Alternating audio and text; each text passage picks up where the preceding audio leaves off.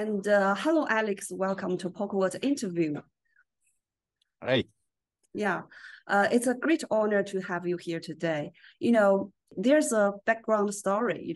My close friend reached out to me out of a blue a couple of days ago and asked if I was familiar with the unique project.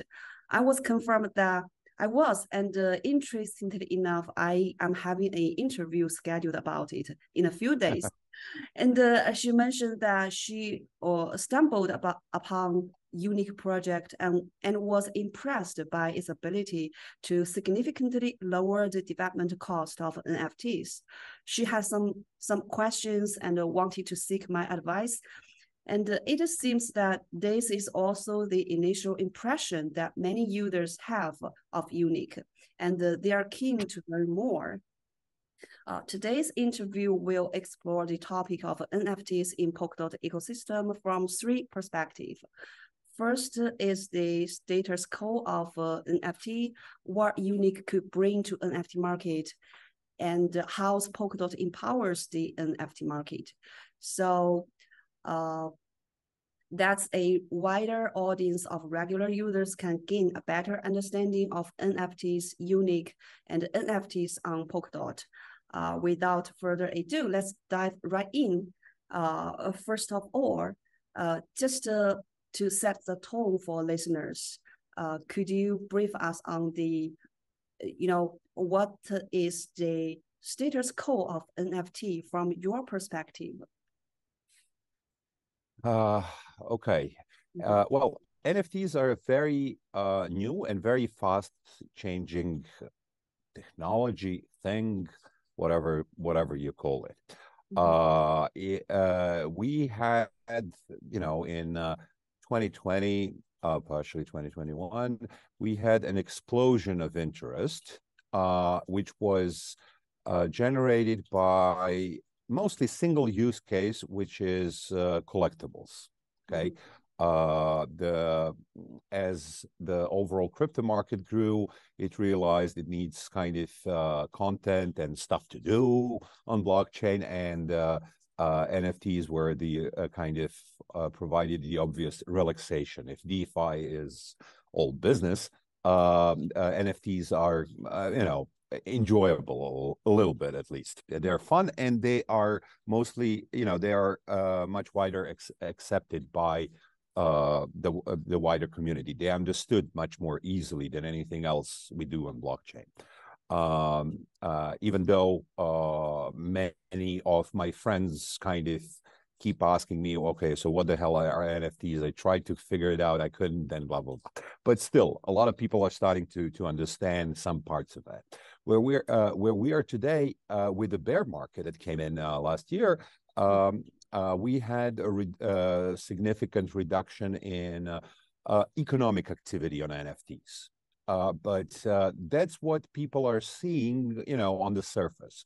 What's actually happening underneath in the NFT space, there's a continued boom of activity, and it's geared mostly towards finding the new use cases, finding the new product lines. Okay, just like DeFi has exploded and continues to evolve into so many different products that you cannot even follow it anymore. It's basically very fast covering the big spectrum of all financial services. It's going step by step, and there's so much more happening. Same thing with NFTs. So teams all over, we are seeing explosion of innovation, where people are exploring different possibilities how to use NFTs. So we are seeing NFTs have gotten some serious attention of the corporate world.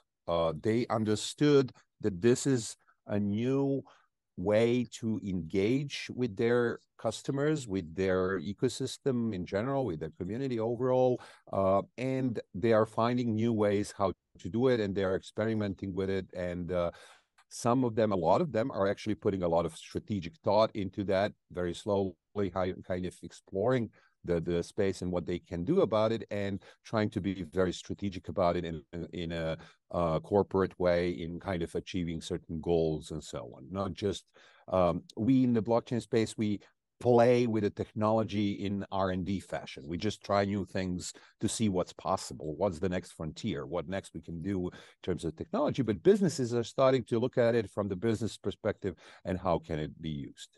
And we are seeing more and more of that, and more of adoption in a lot of areas. I can list you for an hour all the different kind of use cases that people are thinking about. On the surface, also, there are two trends we are seeing. One is some flight to good old times, and there's a lot of attempts to work to make NFTs on Bitcoin.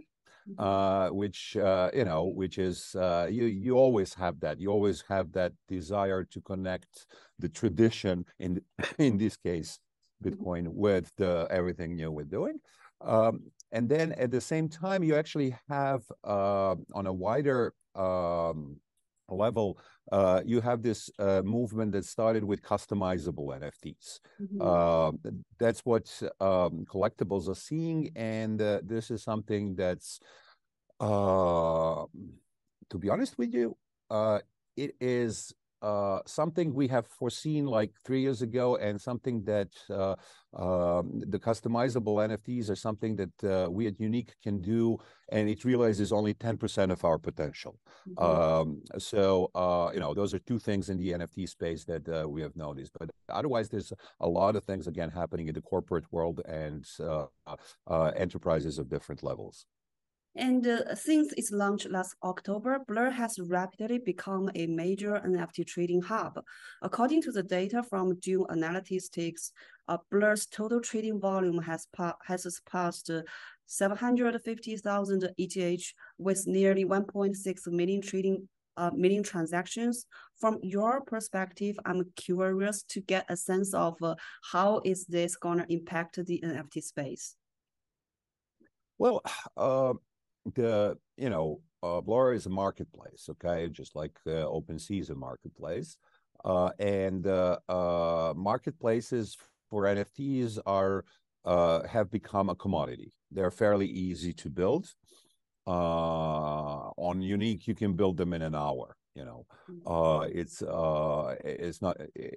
not hard at all, and there is a lot of value in them. There's a lot of money to be made, so there is increasing competition, of course. What that competition will bring about is a lot of innovation. Okay, so collectibles, again, are a very simple use case. Most of those marketplaces are trading in collectibles, and the only way they differ between themselves is the content itself, the artwork, the story about projects, and so on. So they're quickly becoming commoditized.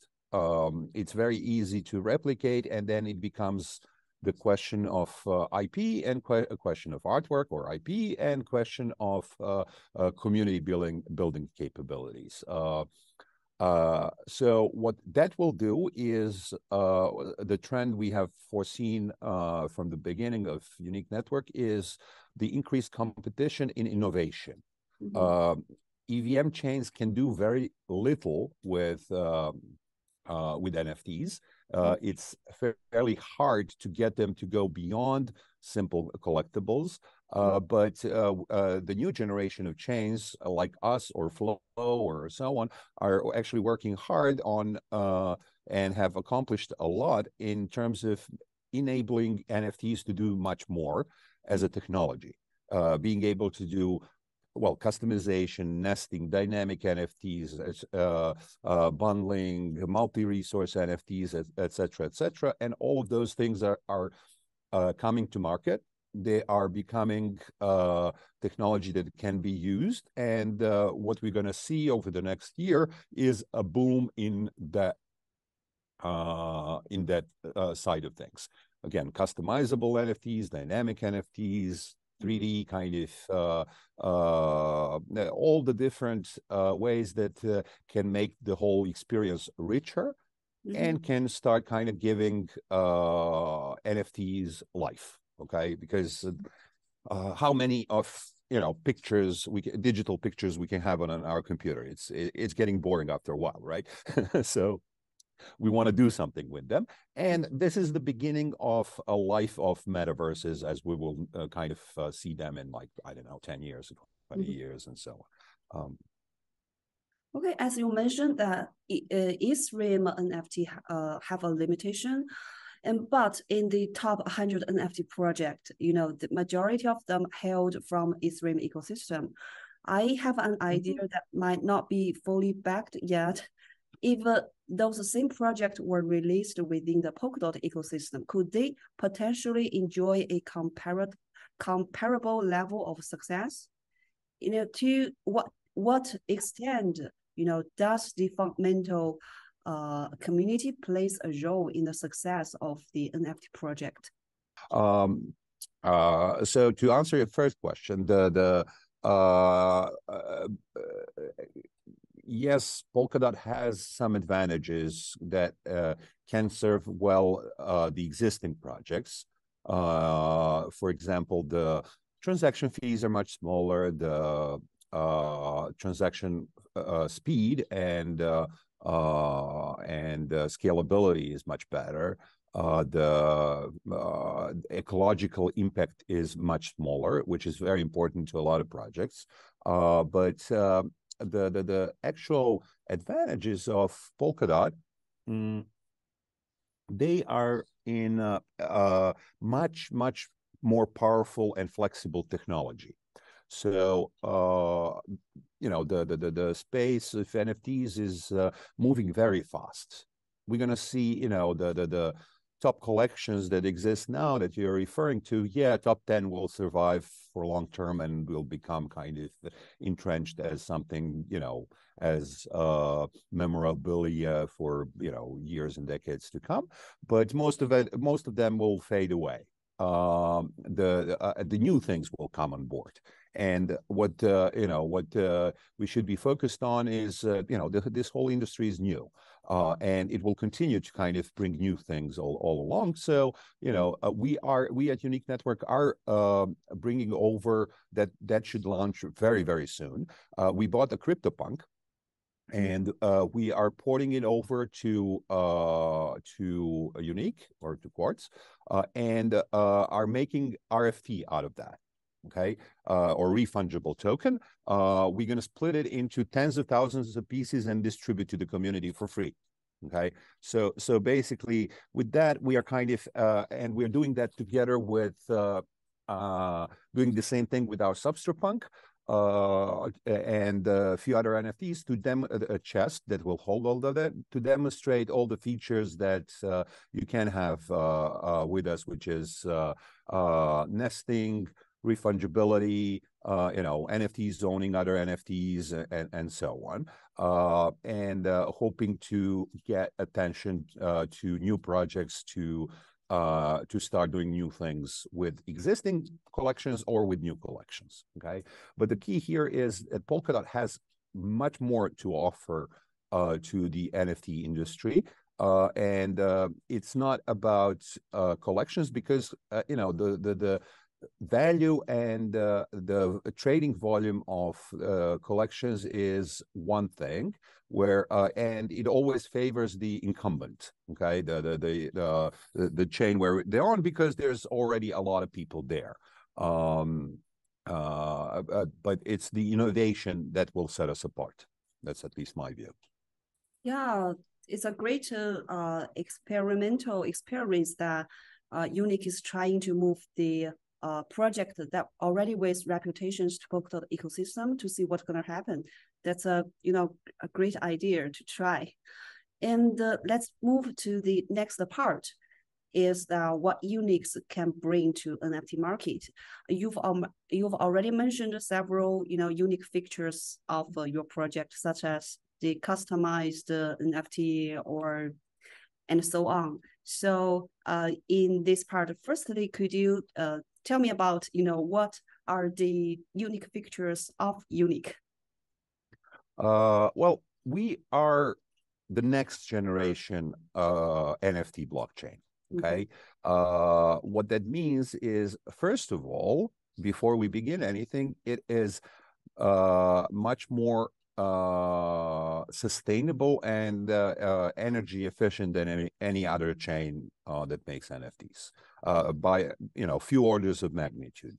That is extremely important in today's world, and that's something we did just in the beginning, because if you have to, if you have to produce, I don't know, what was the latest figure, like 40 kilos of CO2 to make an NFT, that's a bad thing. If if it's 4 micrograms, which is 1 human breath, then it's a good thing. And that's what we have done. Okay. So we have brought NFT technology that produces very, very little of CO2, and it, as such, is much more sustainable than anything else.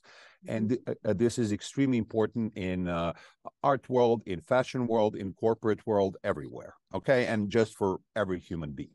That's the first thing. And it's not that we are doing offsets, which we are working on, but it's just that technology is so much better from the get-go. So you don't produce much.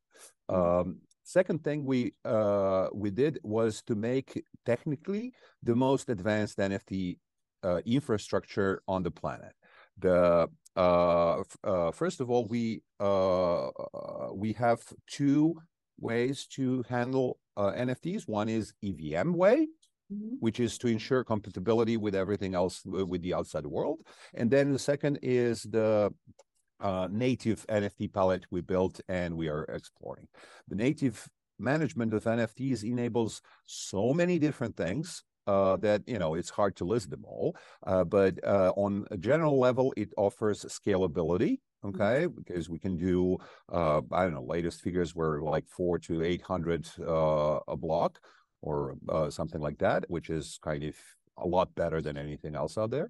But then flexibility. The problem with EVM NFTs or any others is that when they're created, they're tied into the smart contract, and that smart contract has to be involved into everything that you do with the NFT. And if you start doing a lot of things, then that smart contract cannot handle it. It just simply cannot handle it, or it cannot be upgraded to do it, or whatever. There's a lot of problems on the flexibility side.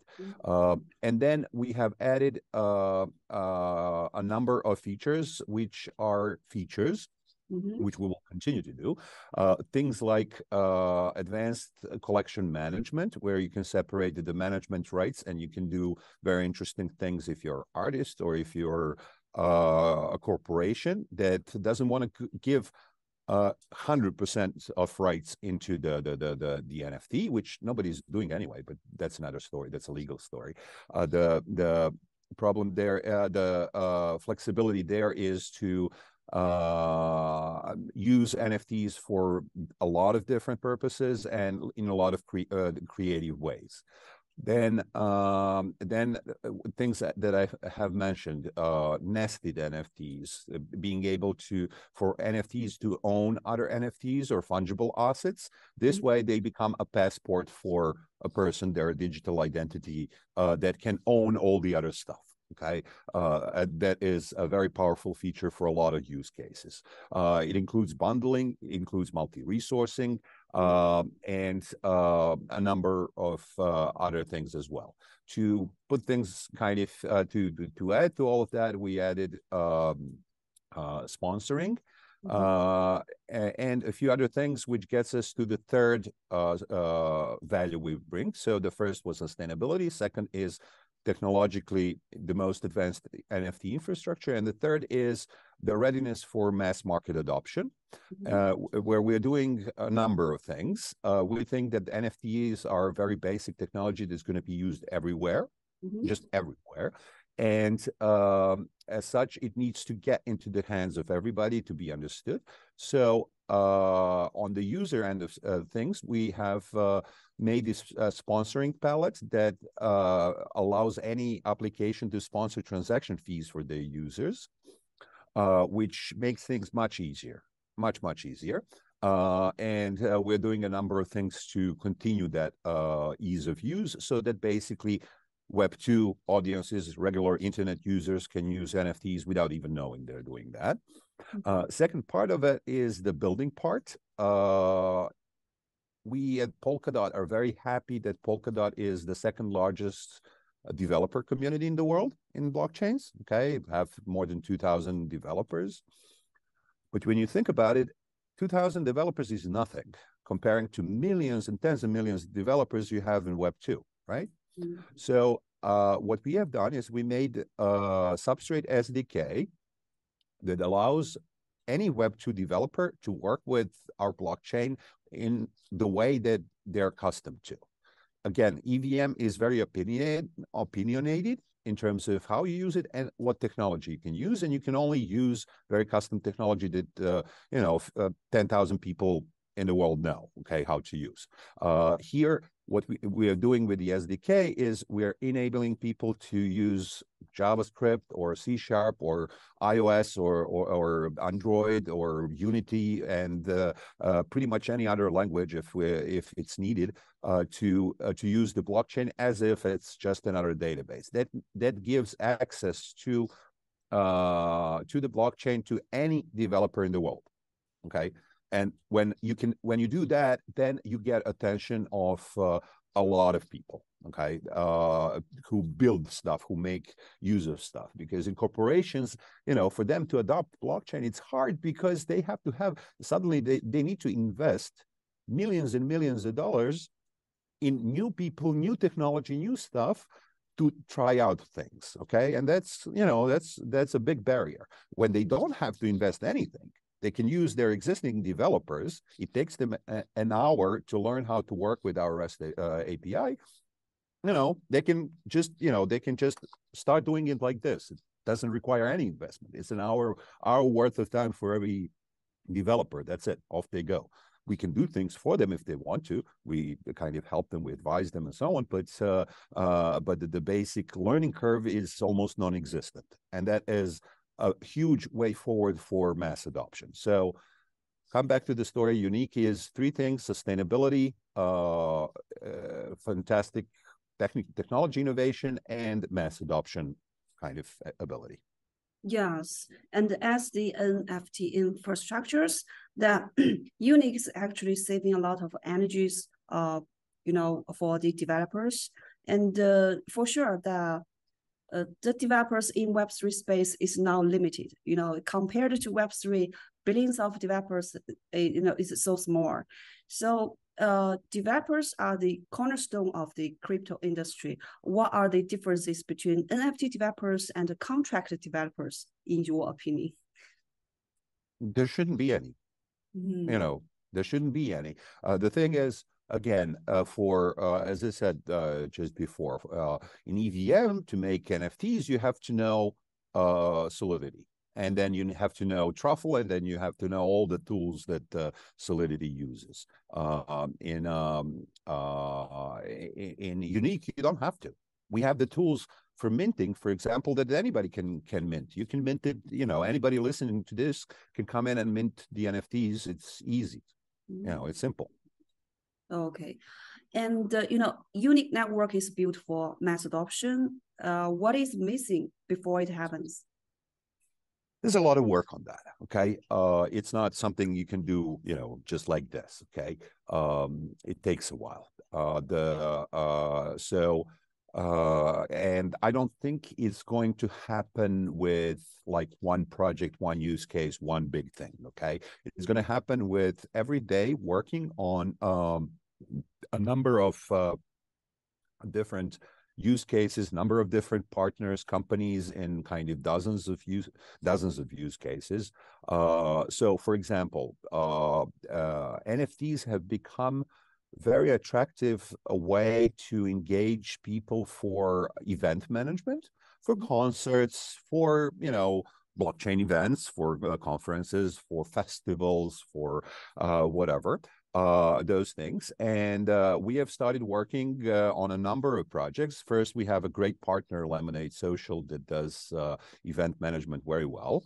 they have a white label solution that their customers kind of can deploy easily and can use them for pull-ups, for extra rewards, so that they use that as additional kind of a store of value. So somebody who gets a ticket gets a free beer and so on. And we're starting to take that further and further. There's a number of projects I personally am involved in and working on that are very interesting cultural projects where NFTs can serve a very valuable purpose of engaging the community, engaging the audience. So not just selling them a ticket to the movie festival, but actually bringing up their profile, putting together their profile, targeting the audience, understanding what the people have done, and then inviting some of them to some events and some others to other events and so on.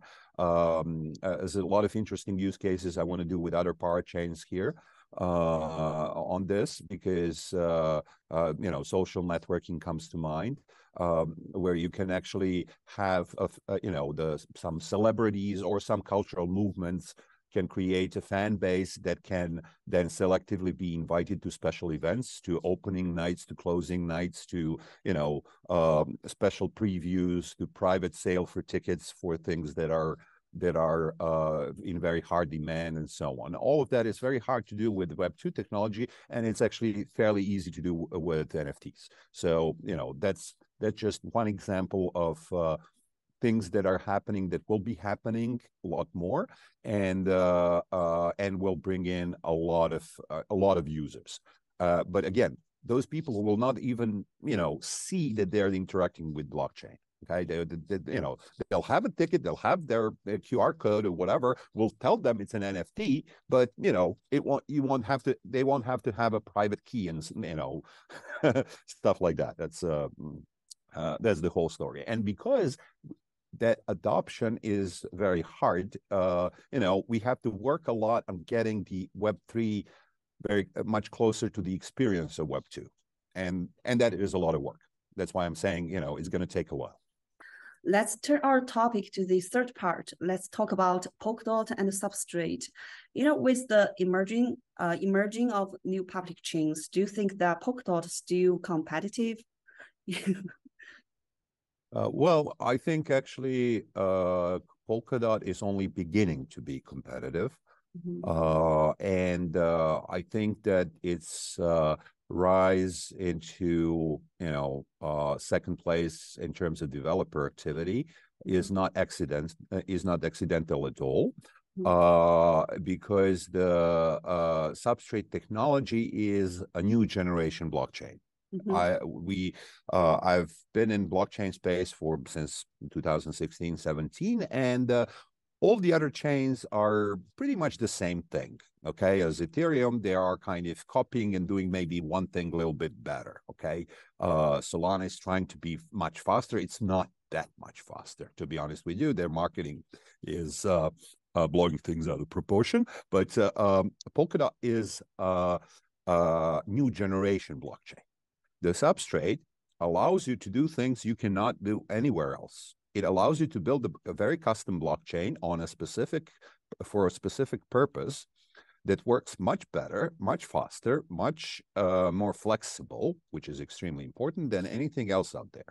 So this flexibility is actually the key component of it, because you can have forkless upgrades. The thing is, every chain, just take a look at Ethereum, for example. Mm-hmm. It has taken them 5 years to get to become proof of stake. In Polkadot, you can take your blockchain and change its consensus mechanism in 5 weeks. Okay. Or 5 days if you want to, or 5 hours. Okay, let's not get too much. But that flexibility of forkless upgrades is extremely important, because no software should be fixed forever. Software must change with the times. It must add stuff. and add flexibility. And Polkadot has that, and no other chain has that. At least not in the way that Polkadot has, not as powerful, not as systematic, not as generic. That allowed us to create a very custom NFT blockchain that can do what other chains cannot do, and can do it much faster, much more reliable, and much simpler for the users, for the outside world. So, and it's like that for all the other use cases you can think of. And that is what gives me my very, bullish kind of outlook on Polkadot. That's why we have settled on Polkadot, because it gives us competitive advantage for years and decades to come. That's the key thing, because you can make a new chain that's kind of better in something, that's faster than whatever, but unless it can change very fast and adopt, then it will be better for 3 years, and then it's going to somebody else is going to kind of pass it by. And Polkadot has, first of all, that elasticity where you can change things, and then it's not one chain, it's 50 or 100 parachains that are actually doing stuff. So there's internal competition of things, moving forward and innovating all the time and keeping up with times and actually pushing the limits of innovation. So as such, Polkadot is a very hard place to be in, because you have technology that's not easy to master, and you have a lot of competition, as I said, but if for people who know what they're doing, it is absolutely fabulous kind of technology that allows you to experiment and to make new frontiers every day. And as such, it's only becoming very competitive. I think that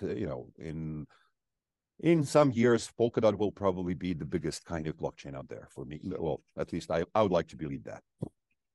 Great to know. And I see the reasons for it, that as simple as that, because it can be better than everything than anybody else. Okay, and compared to Ethereum layer 2 project, who are cost less and very easy for the migration from the Ethereum Ethereum network. So do you think the Ethereum layer 2 gonna take the market share of Polkadot? Oh, there's going to be market.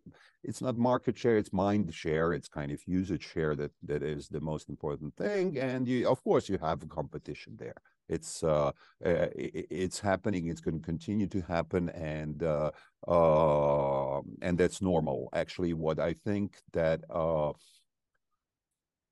at the end of the day, okay, in like 20 years, people will not care. And they don't need to care on which blockchain their stuff is on.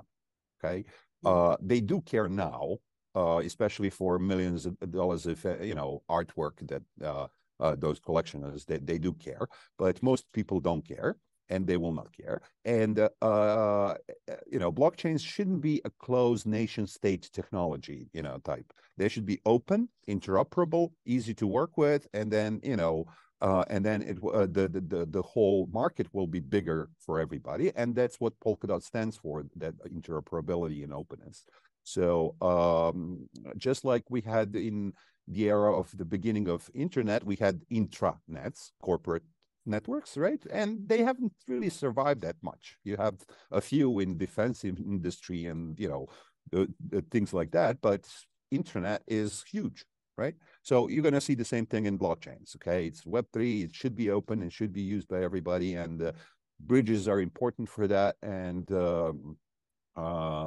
we should just continue working in that direction of open communications with all the other chains and kind of making it easier to move things around and to do stuff. It's only going to get the whole market bigger for everybody. Makes sense. We are working on that. We are trying to conceptualize the NFT bridges, for example, between different chains. Mm-hmm. And last but not least, let's talk about the challenges you are facing and the future outlooks for Unique Network. Okay, challenges. Well, bear market is a challenge for everybody. Okay, readiness of different communities to adopt new things is much smaller than it was 2 years ago. The belief in kind of moving forward is much smaller. But I would say it's at a much healthier level. Okay. It is much more real now. So that challenge is a good challenge. It's kind of forcing all of us to focus on what makes a real difference, what makes real impact, what kind of NFT usage can have real utility and can be something else rather than a speculation. So we are embracing that and kind of working towards the new things. In terms of opportunities, as I said, we're working on a number of new use cases for NFTs, okay, based on the very deep and very good NFT infrastructure we have in place. We're now starting to experiment with different partners on different use cases, the event management, the dynamic NFTs. We're working with one of the OGs in NFT space, dev studio called Snarkart. They have dynamic NFT platform, and that's actually, very, very interesting. It's going to work. It's going to, that is certainly something that will be important in the NFT space, and we have some very interesting things lined up. We are working on again, a number of new use cases that as they come along, we're going to launch finally this CryptoPunk RFD. So you can get a free CryptoPunk, basically allows you to do everything that allows that the CryptoPunk itself allows you to do. You can open up a restaurant with its name, okay, if you want to, and things like that. So so that is our focus, okay. Working with we're not going to kind of focus on having hundreds of applications initially. We're going to have a dozen or 2 dozen partners to work on hundreds of projects with them, so that we get deep enough and kind of make sure that the projects we do have utility, have